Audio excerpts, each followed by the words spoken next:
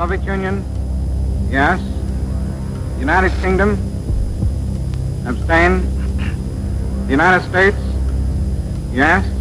Resolution of the DUC Committee for Palestine was adopted by 33 votes, 13 against, 10 abstentions. Resolution 181 in the United Nations General Assembly in 1947 paved the way for the rebirth of the State of Israel in 1948. However, did this give Israel legitimacy? The answer is no. Generally speaking, in international law, General Assembly resolutions are not binding. It's a wide myth. There's absolutely no truth that Israel's legal foundation is based on the UN Partition Resolution of November 29, 1947. If the Jewish people and the Arabs had agreed to enter into a treaty based on the terms of resolution, then rights and obligations could have been created in international law. But that didn't happen. The legal foundation of modern Israel really is initially traced back to the period right after the First World War, when the great powers at the time and the League of Nations, which was the UN of that particular period, had to decide what's going to happen to various former enemy territories. Howard Grief began practicing law in 1966. For many years, even before that, he had an interest in Middle East affairs. In the 1980s, he began to examine long-hidden documents in the British National Archives that minuted the San Remo Conference of 1920. As a result, he published the book The Legal Foundation and Borders of Israel Under International Law. The San Remo Resolution. That is the basic constitutional document of the State of Israel under international law.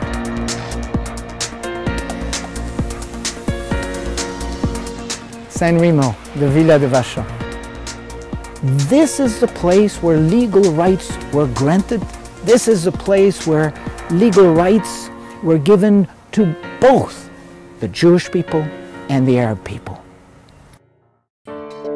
Dr. Jacques Gauthier is an international human rights lawyer. For more than 25 years, his focus has been the legal status of Jerusalem under international law, which was the subject of his doctoral thesis. It's in this place that the leaders with the power to make binding dispositions with respect to the Ottoman territories deliberated and made the decision, having heard claims from the Zionist organization in Paris in 1919 during the Paris Peace Conference, having heard submissions from the Arab delegation in respect to what they wanted in the Ottoman territories.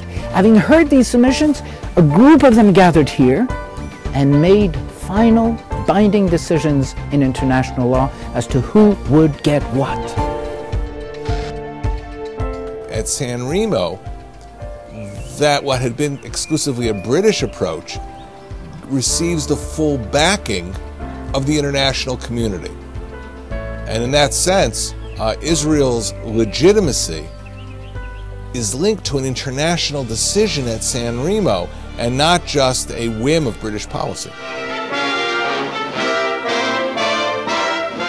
In 1917, Lord Allenby conquered the Holy Land, and the Jews were promised a national home in Palestine by the Earl of Balfour, a policy endorsed by Woodrow Wilson and by the League of Nations, which made Palestine a British mandate. In the 1922 Palestine Mandate, the League of Nations together voted on a very special resolution. It decided that they would give recognition to the historic rights of the Jewish people. To do what? To reconstitute their national home. Now, if you look at that language, you see two things. You see they are recognizing a pre-existing right and not creating a new right. In other words, the historical rights of the Jewish people to this land were recognized by the great powers at the time, by the equivalent of the UN at the time. It was the Jewish people that were chosen to be the beneficiaries of a trust, a mandate under the care of the British government in respect to Palestine. It was the Arab inhabitants of the territories of Mesopotamia, Iraq now, Syria and Lebanon that were chosen to be the beneficiaries of a trust or a mandate. Part of it under the trusteeship of or mandate of the French, Syria and Lebanon, part of it under British supervision, Mesopotamia. I want to underline that the primary objective of the mandate for Palestine was to grant political rights in respect to Palestine to the Jewish people. The civil and religious rights of the Arabs as individuals were fully protected in the mandate document. But insofar as the national and collective rights and the collective political rights were concerned, these were reserved exclusively for the Jewish people because the Arabs were given those same rights not in Palestine but in the neighboring countries. And that is why today you have 21 Arab states and 1 Jewish state. The Second World War brought about the demise of the League of Nations. It was superseded by the United Nations in 1945. The Charter of the United Nations, which you are now signing, is a solid structure upon which we can build for a better world. How does this affect the rights of the Jewish people under international law? In the final resolution passed by the League in April of 1946, it is specified that the intent is that after the dissolution of the League, it is necessary to continue to look after the well-being and the development of the people concerned in each mandate. And for Palestine, that meant the Jewish people. So the rights that were recognized as inhering in the Jewish people were preserved by Article 80. There's nothing in the Charter which is to be construed in or by itself as taking away or altering the rights given to any people prior to the establishment of the United Nations. And I refer, for instance, to Article 80 of the Charter.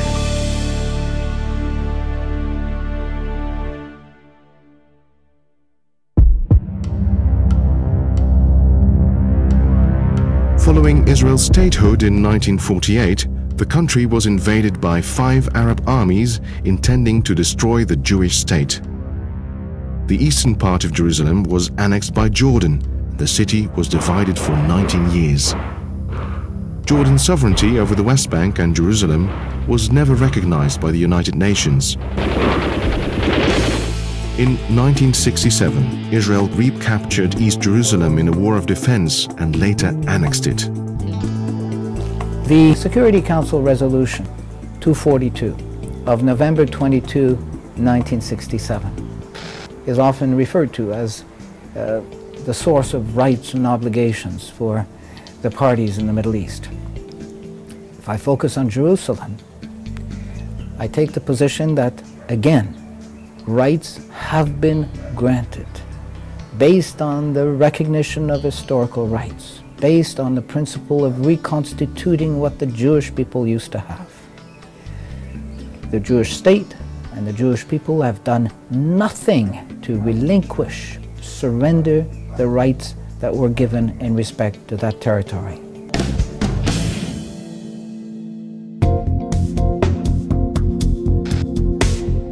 Anyone who looks at the census data back in the 19th century when the Ottoman Empire was here will realize that the Jewish people already in the 19th century had restored a majority in Jerusalem, in the old city of Jerusalem. In 1864, the British consulate in Jerusalem actually provided some census data. And they said out of 15,000 residents in Jerusalem in 1863, 8,000 were Jewish. So we're speaking about a city that has been a Jewish city since Ottoman times, since the mid-19th century. The old city is without doubt the most controversial, the most sought after, the most contentious issue when one speaks of the question of Jerusalem. You have to remember that until the middle of the 19th century, Jerusalem was the old city. Many who tell Israel to redivide Jerusalem along the 67 lines, and therefore placing the whole old city on the Palestinian Arab side, forget what happened in 1948. 1948, Jerusalem was invaded by 5 Arab armies. There were UN guarantees that there would be an international city. The UN didn't do anything. Finally, all the Jews of the old city of Jerusalem were ethnically cleansed, forced to leave, and the Arab Legion, along with Palestinian locals, destroyed 55 synagogues and Talmudic academies. They're blown up.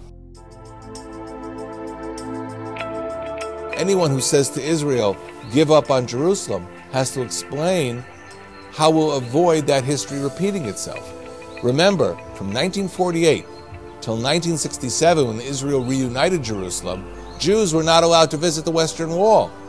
And that is something that Israel is determined to avoid. After 18 years of a failed peace process in which there is no agreement in sight, the Palestinian Authority has indicated that it will unilaterally seek recognition from the United Nations General Assembly for a Palestinian state within the pre-1967 Green Line and with East Jerusalem as its capital. The Green Line was simply an armistice line. This is the line chosen between Israel and the Jewish people and the Jordanians when they stopped fighting in 1948-1949. That line, it is specified in the treaty, in the armistice agreement between Israel and Jordan, was never intended to be for anyone the source of rights and obligations. The original Oslo agreements, the first one in 1993, the big Oslo agreement in 1995, known as the interim agreement, had a clause in them. It was called Article 31. And it said, neither side shall change the status of the West Bank and Gaza Strip prior to the completion of the permanent status negotiations. If the Palestinians try and change the status of the territory without negotiating with Israel, that is a unilateral act which violates this commitment. Now, why is this particularly important for Europe? Because when the interim agreement was signed with that critical clause at the White House in the presence of President Clinton, the European Union signed the agreement as well as a witness. And therefore, if EU countries decide to support the Palestinian move in the UN in contravention of that Palestinian commitment in Oslo, what they're essentially doing is lending a hand to a violation of a written agreement to which they are also signatories. So the immediate question in Israel will be, who would ever rely on the European Union again to be involved in the peace process if it violates the very agreements that it itself signed?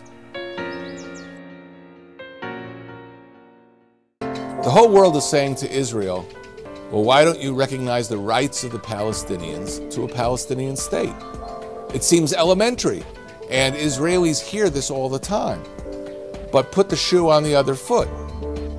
Do you see anybody telling the Palestinians, you must recognize the rights of the Jewish people to a nation state of their own, whose roots are in international legitimacy and international proposals going back to San Remo and to the British mandate by the League of Nations? Unfortunately, that same demand is not made of the other side, and perhaps exposes its real intent. Many gathered here in Rome, senators, members of parliament, to discuss issues relating to the peace process. Yes, many are concerned about decisions that the nations could be making in the coming weeks and months relating to the rights of the Jewish people, the rights of the State of Israel, in respect to Jerusalem, in respect to disputed territories. In order to give peace a chance, it is necessary to honor the solemn pledges made under the law of nations to the Jewish people and the State of Israel.